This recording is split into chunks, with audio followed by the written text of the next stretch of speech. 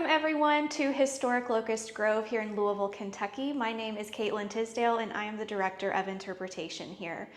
So what is Locust Grove? If you aren't familiar with us, we are a circa 1792 historic house museum here in Louisville, Kentucky, just a mile down from the Ohio River.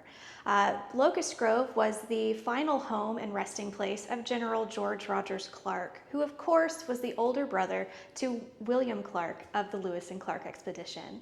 Locust Grove was built in 1792 for Major William Cron and his wife Lucy Clark Cron. Lucy, of course, being the sister of General George Rogers Clark and William Clark.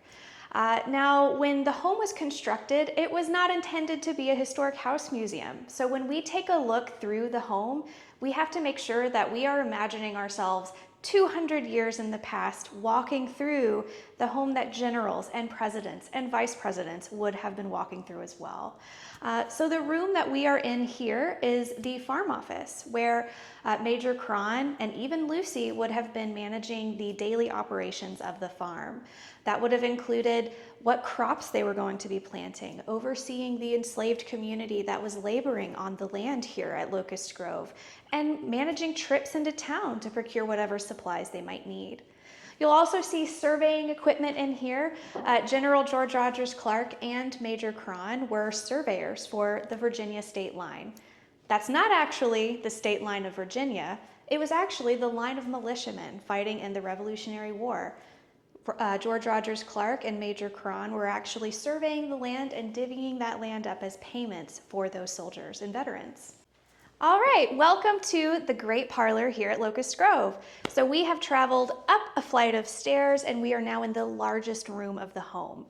We call this room the Great Parlor because this is where they had all of their greatest gatherings, where they could welcome the extended Clark family here on visits. November 8th, 1806, William Clark and Meriwether Lewis visited here, likely engaging in conversation and conviviality here at Locust Grove. Now, when Lewis and Clark were here visiting after the expedition, George Rogers Clark likely would have been able to be here and visiting in this room with them. However, just a few short years later, George Rogers Clark was living here under very different circumstances. Let's take a look. Welcome to George Rogers Clark's apartment. In the early months of 1809, George Rogers Clark fell in the fireplace of his hearth at his cabin in Clarksville, then called Point of Rocks.